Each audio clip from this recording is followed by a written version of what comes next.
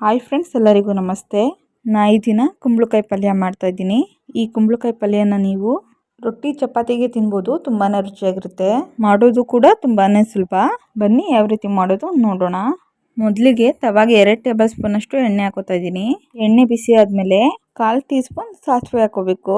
ಹಾಗೂ 1 tea spoon ಉದ್ದಿನಬೇಳೆ ಕಡಲೆಬೇಳೆ ಹಾಕೋತಾ ಇದ್ದೀನಿ. 3 ಒಣಮೆಣಸಿನಕಾಯಿನ ಕಟ್ ಮಾಡ್ಕೊಂಡು ಹಾಕೋತಾ ಇದ್ದೀನಿ. ಹಸಿಮೆಣಸಿನಕಾಯಿ ಕೂಡ ಹಾಕೋಬಹುದು. 2 ಈರುಳ್ಳಿನ ಸಣ್ಣದಾಗಿ ಕಟ್ ಮಾಡಿಕೊಂಡು ಹಾಕೊಳ್ಳಿ. ಹಾಗೂ ಅರ್ಧ ಟೇಬಲ್ ಸ್ಪೂನ್ ಅಷ್ಟು ಉಪ್ಪು ಹಾಕೊತಾ ಇದ್ದೀನಿ. ಉಪ್ಪು ಹಾಕೊಂಡಾದ್ಮೇಲೆ ಈರುಳ್ಳಿನ ಒಂದು 2 ನಿಮಿಷ ಫ್ರೈ ಮಾಡ್ಕೋಬೇಕು. ಈ ಕುಂಬಳಕಾಯಿ ಪಲ್ಯಕ್ಕೆ ಟೊಮೊಟೊ ಹಾಕೊಂಡ್ರೆ ಅಷ್ಟು ಚೆನ್ನಾಗಿರಲ್ಲ, ಹಾಗಾಗಿ ಹಾಕೊತಾ ಇಲ್ಲ.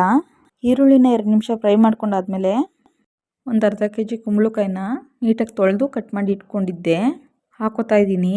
ಕುಂಬಳಕಾಯಿನ ನೀಟಾಗಿ ಮಿಕ್ಸ್ ಮಾಡಿಕೊಂಡು ಒಂದು 5 ನಿಮಿಷದ ಕಾಲ ಫ್ರೈ ಮಾಡ್ಕೋಬೇಕು. ಕುಂಬಳಕಾಯಿ ಬೇಯೋಕ್ಕೆ ತುಂಬ ಹೊತ್ತು ತಗೊಳ್ಳಲ್ಲ, ಬೇಗನೆ ಬೆಂದ್ಬಿಡುತ್ತೆ. ಈ ಕುಂಬಳಕಾಯಿ ಪಲ್ಯಕ್ಕೆ ಅರ್ಧ ಗ್ಲಾಸ್ ಅಷ್ಟು ನೀರು ಹಾಕೊತಾ ಇದ್ದೀನಿ. ನೀರು ಹಾಕೋದ್ರಿಂದ ಕುಂಬಳಕಾಯಿ ನೀಟಾಗಿ ಬೇಯುತ್ತೆ. ಈಗ ಪ್ಲೇಟ್ ಮುಚ್ಚಿ ಒಂದು 5 ನಿಮಿಷದ ಕಾಲ ಬೇಯಿಸ್ಕೊಳ್ಳಿ. ಒಂದು 5 ನಿಮಿಷ ಬೇಯಿಸ್ಕೊಂಡಾದ್ಮೇಲೆ 1 ಕಪ್ ಅಷ್ಟು ಕಾಯಿ ತುರಿ ಹಾಕೋತಾ ಇದ್ದೀನಿ. ಕಾಯಿ ತುರಿ ಹಾಕ್ಕೊಂಡು ನೀಟಾಗಿ ಮಿಕ್ಸ್ ಮಾಡ್ಕೊಳ್ಳಿ. ಈ ವಿಧಾನದಲ್ಲಿ ಮಾಡ್ಕೊಳ್ಳೋದ್ರಿಂದ ಕುಂಬಳಕಾಯಿ ಪಲ್ಯ ತುಂಬ ಚೆನ್ನಾಗಿರುತ್ತೆ.